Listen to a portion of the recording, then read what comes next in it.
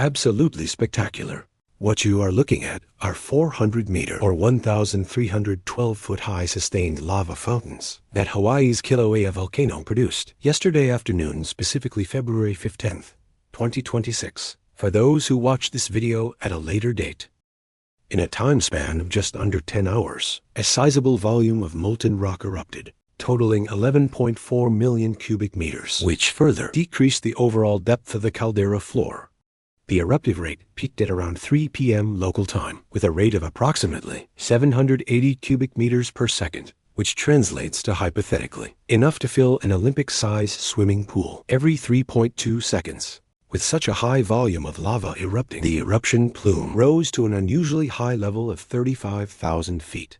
Thankfully, this plume almost solely caused tephra to fall on the unpopulated region of the Kau Desert to the southwest, meaning local residents did not see a repeat of the prior episode, where people were forced to leave the national park as tephra rained down in heavier amounts.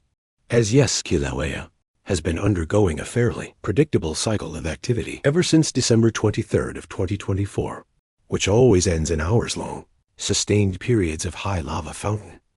What occurred on February 15th marked the 42nd such eruptive episode since then, and if you are curious where its metrics ranked, among those it was mostly in the upper 15%.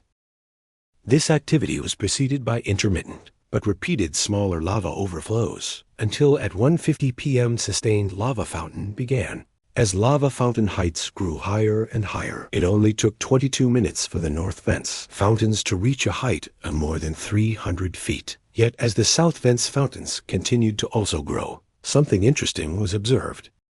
You see, during Kilauea's prior 41 eruptive episodes, with only a few exceptions, molten rock only erupted out of one or two summit vents, termed the north and south vents. And yet in yesterday's eruption, there appeared to be potentially a third and even a fourth vent simultaneously erupting. Specifically here with sustained lava fountains, and here with weaker but still continuous lava effusion, with the latter being just barely recognizable later on, due to the sheer volume of lava actively overflowing it. I want to first emphasize the smaller vent. While it could theoretically represent a brand new vent, I think it actually represents a sort of false vent, known as a hornitos, when they solidify look like this, and represent areas where molten rock was squeezed upwards from beneath the crusted surface of a broader lava flow due to a constriction or general turbulence from the more molten material underneath. As for the potential third vent, which you can see producing a weaker lava fountain here, I think there are two possibilities. One, it represents a segment of the broader north vent, which simply forked into a blockage, possibly from falling lava on the vent that split it temporarily into, instead of looking like a continuous singular vent.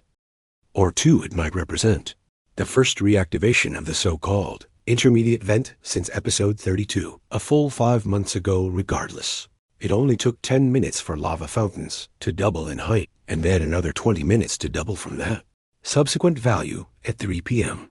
The highest lava fountains of 1,312 feet were reached. Afterwards, activity would stabilize until 4:50 p.m., after which a slow and steady decline in eruptive activity was observed. The eruptive episode then ceased at 11:38 p.m. now, due to a nice trend Kilauea's recent eruptive episodes have produced. I can give a broad forecast as to when its next eruptive episode, episode 43, might begin using these trends.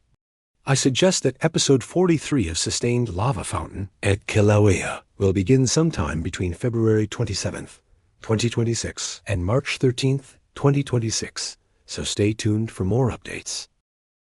As a final note, I would like to thank my new patron closer for supporting my work.